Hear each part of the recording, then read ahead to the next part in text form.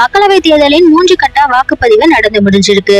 மற்றும் 7ஆம் கட்ட வாக்குப்பதிவு ஜூன் 1ஆம் தேதி நடைபெற இருக்கு. ஜூன் 4ஆம் தேதி வாக்கு எண்ணிக்கை நடத்தி முடிக்கப்பட்டு முடிவுகள் அறிவிக்கப்பட இருக்கு. தேர்தல் முடிவுகள் வெளியான பின்னாடி தமிழக அரசியல்ல நிலைமை எப்படி மாறுங்கிற விவாதம் கிளம்பி இருக்கு. விஜய் கடந்த பிப்ரவரி 2ஆம் தேதி தமிழக வெற்றி கழகம்ங்கிற பெயர்ல அரசியல் கட்சியை தொடங்கி இருக்காரு. மக்களவை தேர்தல்ல யாருக்கும் ஆதரவு இல்லை எனவும் வர 2026ஆம் ஆண்டு சட்டமன்ற தேர்தல் தான் ஒரே இலக்குன்னு விஜய் தெரிவிச்சிருந்தாரு. மக்களவை தேர்தல்ல வாக்கு செலுத்தியதோடு நிறுத்திக் கொண்டார். அதன் பிறகு எந்த கருத்தையும் அவர் தெரிவிக்கல. தனது கட்சிக்கு 2 கோடி உறுப்பினர்களை நியமிக்க வேண்டும் என்று இலக்கு நிர்ணயம் செய்து உறுப்பினர் சேர்க்கை பணிகள்ல ஈடுபட்டு வராரு விஜய்.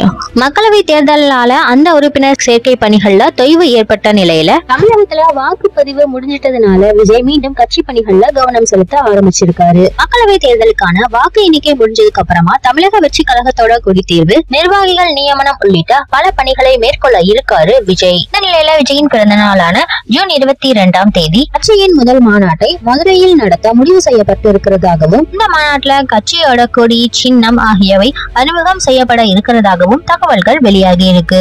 இந்த மாநாட்டுல பல முக்கிய பிரபலங்கள் கலந்துக்க இருக்காங்களாம். இதுல விஜயின் மனைவி சங்கீதாவும் கலந்து கொண்டு பேச வாய்ப்புகள் இருக்காம். விஜயின் அப்பா சந்திரசேகரும் கலந்துக்க இருக்காராம். இது தொடர்பான அதிகாரப்பூர்வமான அறிவிப்பு விரைவிலேயே வெளியாகும்னு சொல்றாங்க விஜயின் நெருங்கிய நண்பர்கள்.